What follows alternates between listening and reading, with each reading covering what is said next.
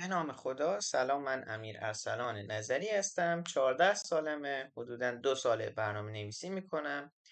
تو این مدت آموزشای زیاد دیدم، اما هیچ کلاسی نرفتم، یعنی کلاس خاص برنامه نویسی، و فقط با ویدیوهای آنلاین و یوتیوب و اینا تا اینجا پیش رفتم.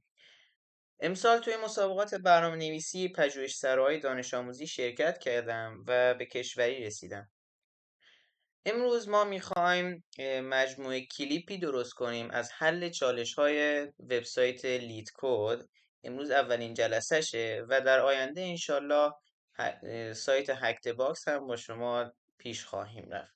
خیلی خب، بریم سراغ اولین سوالمون.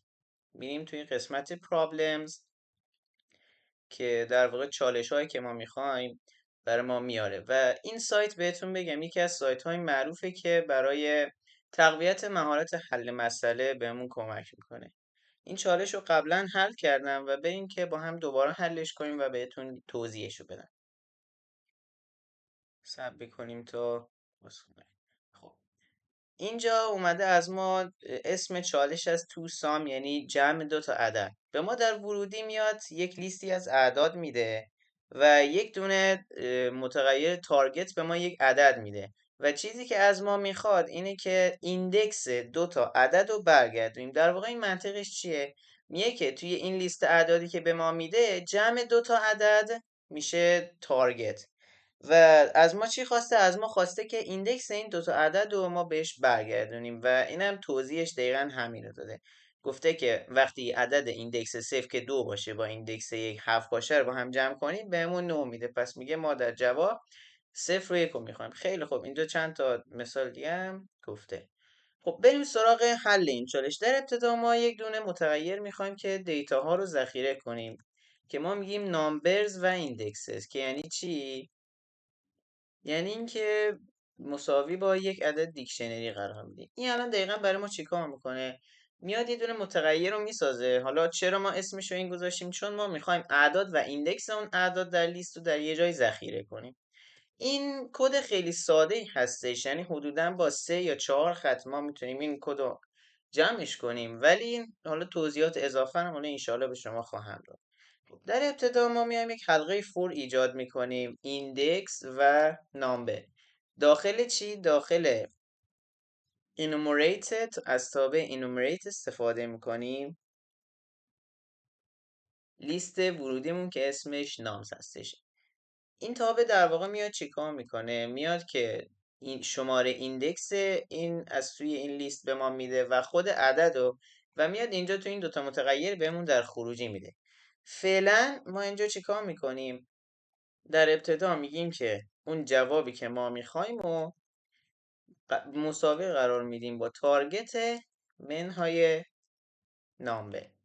در واقع این الان چیکار میکنه؟ میاد که از این نامبر اولین عدد چک میکنه، میگه که این عدد جمع که اینجا داریم و منهای یکی از اعداد میکنه، و این عدد رو میاد داخل متغیر کامپلیمنت میریزه، که چی؟ که بعدا ما میخوایم چک کنیم که آیا یه عدد دیگه با این عدد جمعش برابر میشه با این عدد تارگتمون یا نه. پس اینجا چیکار میکنیم؟ چک میکنیم، میگیم که اگر کامپلیمنتمون بود داخل، میگیم که اگر کامپلیمنت داخل نامبرز و ایندکسز بود،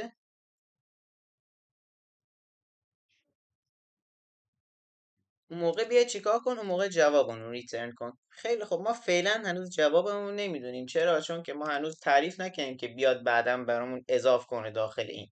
حالا ما میگیم وقتی خب این شرط برقرار شد، یعنی قطعا دیگه ما لازم به این نیستیم که یک الز براش تعریف کنیم، چون وقتی شرط برقرار بشه مستقیم از تابع خارج میشه و برنامه استوب میشه. در نتیجه ما لازم نداریم الز بذاریم و همینجا مستقیم مینویسیم. میگیم که نامبرز و ایندکسزشو مساوی قرار میدیم با چی؟ با البته ایندکس نامبرشو مساوی قرار میدیم با شماره ایندکس. در واقع ما الان چیکار میکنیم؟ یه دیکشنری با این حالت به وجود میاریم. میگیم که مثلا این دیکشنری ما باشه، میگیم که عدد 9 ولیوش برابر باشه، حالا عدد 9 که نه، مثلا میگیم عدد 7 ولیوش برابر باشه با 1، یعنی دقیقا این که عدد 7 ایندکسش 1، یا مثلا عدد 2 ایندکسش 0. اینو ما الان میخوایم اینجا تعریف کنیم با این حالت. حالا اینجا چی کار میکنیم؟ میگیم که چون در جواب از ما همیشه یک لیست 2 ایندکسی میخواد، ما این کار میکنیم، یه دونه لیست براش قرار میدیم.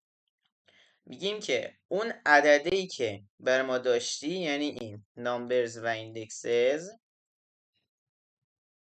این عدده ایندکس چی؟ ایندکس کامپلیمنتش. اینو اول می نویسم بعد براتون توضیحش میدم. و ایندکس. در واقع الان ما با این کار چیکار میکنیم؟ میگیم که خیلی خوب، اینجا کامپلیمنت رو ما قرار ندادیم با عددی که از تارگت کم شده. این میاد کامپلیمنت رو میذاره و توی این ذخیره میکنه شماره ایندکس رو و این عدده رو. بعد دوباره دفعه بعدی که این حلقه میچرخه چه اتفاقی میفته؟ دفعه اولی که این حلقه اجرا میشه در واقع میاد که این کامپلیمنت ما رو قرار میده با تارگت منهای نامبر، یعنی اینکه اون تارگتی که برای مثال اول 9 داشتیم و میاد منهای 2 میکنه که 7 میشه کامپلیمنت. خب بعد میاد چک میکنه میگه آیا عدد 7 داخل دیکشنریمون هست؟ خب میگه قطعا نه. پس برمیگرده و چیکار میکنه؟ میاد عدد 7 و ایندکسش، ببخشید، عدد 2، چون 7 منهای 2 هستش، 2 رو میاد ایندکسش رو که 0 قرار میده داخل این و دوباره حلقه از اول میشه. حالا دوباره چک میکنه، میگه خیلی خوب، اینجا میگه که 9 منهای 7 اینجا برای بار دوم میگه برابر با کامپلیمنت میشه. بعد میگه که آیا توی کامپلیمنت، آیا عدد کامپلیمنت که همون 2 هستش در این چیز ما، در این دیکشنری ما قرار داره یا نه؟ در این صورت که میشه بله قرار داره و میاد چیکار میکنه؟ میگه که خیلی خوب، عدد 7 رو که الان اینجا هست ایندکسش رو بیا برای ما بذاریم به عنوان عدد دوم و اون عدد قبلی ما که 2 بود هم ایندکسش رو بیار بذار، چون ما اینجا اینطوری تعریف کردیم. خیلی خوب، ران میکنیم ببینیم چی میشه. صبر میکنیم، یه ذره طول میکشه. خب به ما یه دونه ارور داده. چی داره به ما میگه؟ میگه که پارام 1 و پارام 2 درایور. میگه نامبر. آها، ایرادش اینه ما اینجا یه دونه اس نذاشتیم. حالا هنوزم صبر میکنیم. بله، میگه accepted، یعنی اینکه چی؟ قبول شد. اینجا چند تا خروجی داریم ما. این اینپوت ما رو گفته که لیست اعدادی که بهش پاس شده اینه، تارگتش هم اینه. اوتپوتی که کد ما خروجی داده اینه، چیزی که باید باشه، یعنی چیزی که به عنوان جواب اصلی سوال هست اینه که میبینیم با هم برابره. توی جواب دوم هم همینطور اینا با هم برابره، توی جواب سوم هم با هم برابره. در نتیجه ما میتونیم چیکار کنیم؟ کدمون رو سابمیت کنیم و اینجا نتیجهش رو ببینیم. صبر میکنیم چون یه ذره طول کشه. بله، میگه که ران تایم ما 15 ثانیه است و اینجا گفته که شما سرعتتون از 95 ممیز 95 صدم افرادی که این چالش رو ثبت کردن سریعتر بوده. ممنونم که ویدیو ما رو میبینین و ما رو حمایت میکنین. امیدوارم که از ویدیو ما لذت برده باشین.